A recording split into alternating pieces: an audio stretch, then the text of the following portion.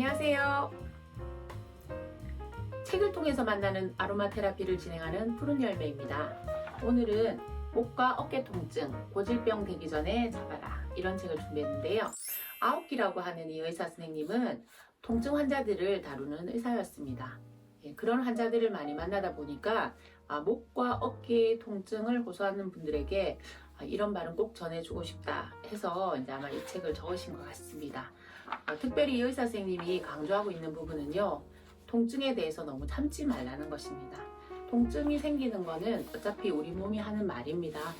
그걸 자연스럽게 받아들이고 이 통증을 어떻게 관리할 것인지 거기에 대해서 좀 고민을 해보라는 것인데요. 여기 보시면 참는 것은 병의 악순환이다. 그러니까 참지 말라 이렇게 돼 있죠. 근데 이 악순환의 가장 첫 번째가 뭔지 한번 봐주십시오. 그게 바로 이 근육이 딱딱해진다는 겁니다.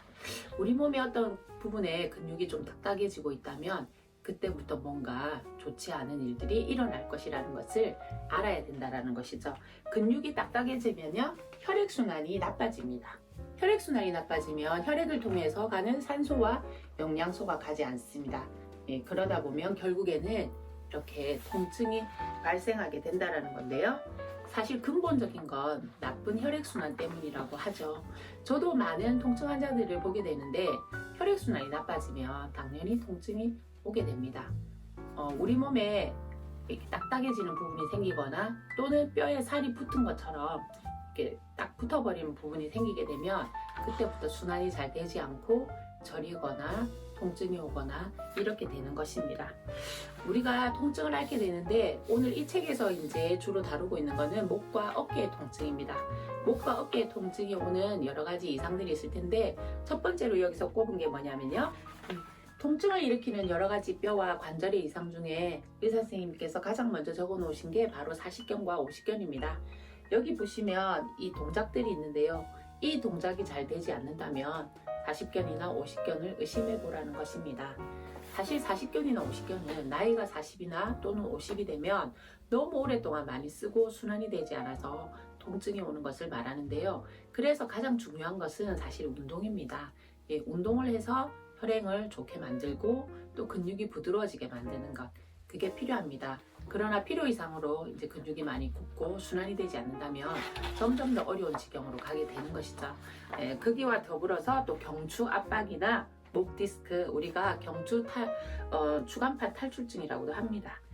그리고 변형성 경추증, 그리고 구종인대 돌압증, 경추 척추관 협착증, 경추 혹은 척수 종양, 경추 류마티스, 이런 여러 가지 경추의 질환들을 볼 수가 있는데요. 이것과 더불어서 또 어깨의 질환이 굉장히 사람들에게 통증을 호소하게 하는 그런 것이 되기도 하는 것입니다.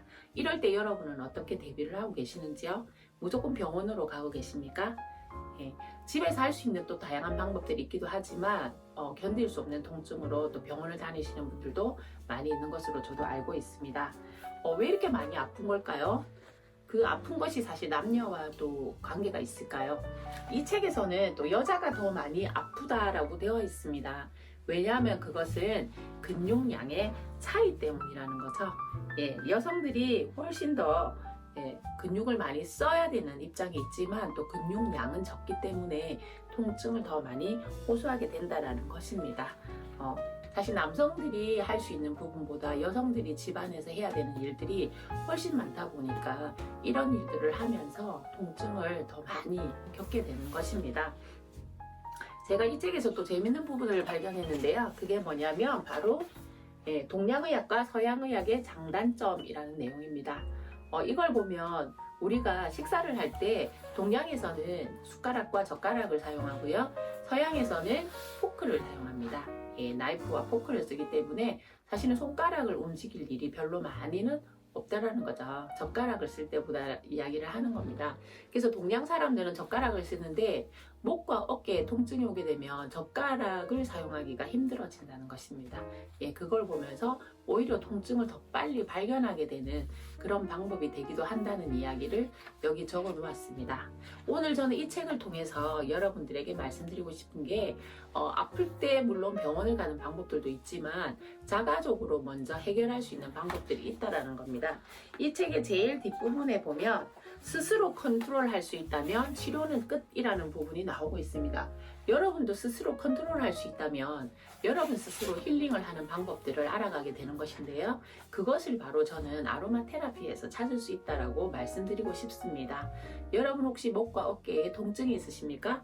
그러면 아까 보니까 첫 번째로 근육이 딱딱해지고 혈행이 나빠져서 오는 것이다 라고 했는데요. 먼저 그러면 혈행을 좋게 하고 근육이 부드러워질 수 있는 방법을 써주시면 좋겠습니다. 제가 권하는 방법은요. 첫 번째로 밸런스와 세레니티라고 하는 오일을 블렌딩해서 목과 어깨에 마사지를 해주는 것입니다. 이런 오일이 또 블렌딩되어 있는 것이어서 혹시 없으시다면 라벤더와 사이프러스 이런 종류의 것들을 사용하실 수가 있습니다. 그래서 마사지를 해주시게 되면 근육이 부드러워지고 혈행이 좋아집니다. 통증이 많이 있으시다면 통증 있는 부분에 프랑킨센스와 투메릭, 코파이바 이런 오일들을 블렌딩 하셔서 사용을 해주시면 통증을 조절하실 수 있습니다.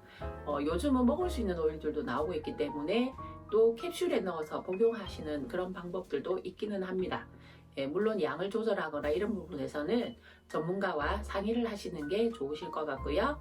또 여러분이 스스로 운동하는 방법들을 또 터득하셔서 무조건 아로마에 의존하지 마시고 또는 약물이나 통증 치료하는 곳에서 그런 여러 가지 주사제나 이런 것을 맞아서 해결하려고 하지 마시고 스스로 치료하고 또 스스로 힐링하는 그런 방법들을 잘 적용해 보셔서 여러분 스스로 건강해지는 방법들을 터득해 보시면 좋겠습니다. 오늘 고질병 되기 전에 잡아야 하는 목과 어깨 통증 아로마로 어떻게 잡을 것인가, 여러분 제가 말씀드린 첫 번째 방법 밸런스와 세레니티 또는 사이프러스와 라벤더를 블렌딩해서 발라주시는 방법이 있고요. 그리고 정말 통증 때문에 고생을 하고 계신다면 통증에 좋은 그런 프랑킨센스, 코파이바, 투메릭 이렇게 섞어서 사용하실 수 있습니다. 또 블렌딩된 오일 중에 딥블루라는 오일이 있는데요. 이 오일을 바르시게 되면 굉장히 근육의 통증이나 담결린데도 효과를 볼 수가 있습니다. 아로마 테라피를 적용하는 방법은 더욱더 많은 다양한 방법들이 있는데요. 그러한 방법들을 하나하나 알아가시면 좋을 것 같습니다. 저와 함께 책을 통해서 만나는 아로마 테라피, 여러분이 시청하시면서 여러분에게 또 맞는 방법들을 한번 선택해 보시기 바랍니다. 여러분 부디 목과 어깨의 그런 통증 그리고 또 몸의 여러 부분에서 있어지는 그런 통증들 없이 행복하고 건강한 삶을 저와 함께 만들어 가시기를 바랍니다. 감사합니다. 고맙습니다. 축복합니다.